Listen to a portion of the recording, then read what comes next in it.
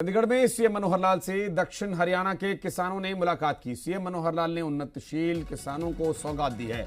मुख्यमंत्री बागबानी बीमा योजना की शुरुआत भी की गई। बागबानी की 20 फसलें बीमा के लिए शामिल की गई हैं। बागबानी की फसल भी मेरी फसल मेरा ब्यौरा के तहत रजिस्टर की जाएंगी।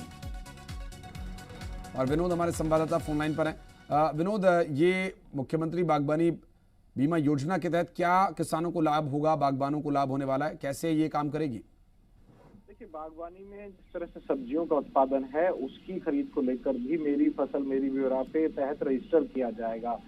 बस जो 20 के करीब फसलें हैं बीमा के लिए शामिल की गई हैं। बीमा का मतलब अगर इस तरह की फसलों को मेरी फसल मेरे ब्यौरा पे रजिस्टर कराते हैं किसान और फसल को कोई नुकसान होता है तो बीमा में कवर होंगी, यानी कि इंश्योरेंस जो होता है फसल खराब होने का वो उन्हें मिल पाएगा। प्रोग्रेसिव किसानों को मनोहर सौगात कही जा सकती है मुख्यमंत्री बागवानी बीमा योजना की जो शुरुआत की गई है। और जिस तरह से मैं बता रहा हूँ कि 20 फसलें इसमें शामिल होंगी और इन फसलों को जो किसान उत्पादन करता है, मेरी फसल मेरा ब्यौरा जो एक पोर्टल है हरियाणा सरकार का खेती को लेकर किसानों को लेकर, उस पर रजिस्टर कर सकते हैं। और ये भी सीएम की तरफ से कहा गया कि किसानों को किसी प्रकार की दिक्कत नहीं आने दी जाएगी। प्रोग्रेसिव फार्मिंग यानी कि जो ट्रेडिशनल जो फार्मिंग होती है, चाहे आप गेहूं की बात कर लीजिए, धान की बात कर लीजिए, इसके अलावा भी कुछ नई फसलों में किसान हाथ आजमाना चाहते हैं तो उनकी पूरी मदद की जाएगी। फसल के डाइवर्सिफिकेशन की बात, यानी कि अलग अलग फसल उगाने की बात। और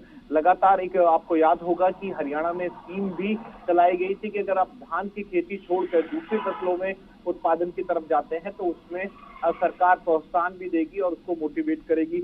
और हमारा जो बाजरा है एमएसपी पर खरीदा जाता है। ये बिल्कुल ठीक बात है कि हरियाणा में जो बाजरे की फसल है उसकी एमएसपी तय की गई। और अगर जहां तक मुझे याद आता है 2100 के करीब ये बाजरे की खरीद हुई थी। और खास तौर से दक्षिण हरियाणा जहां बाजरा सबसे ज्यादा उत्पादन होता है वहां इसकी शुरुआत की गई।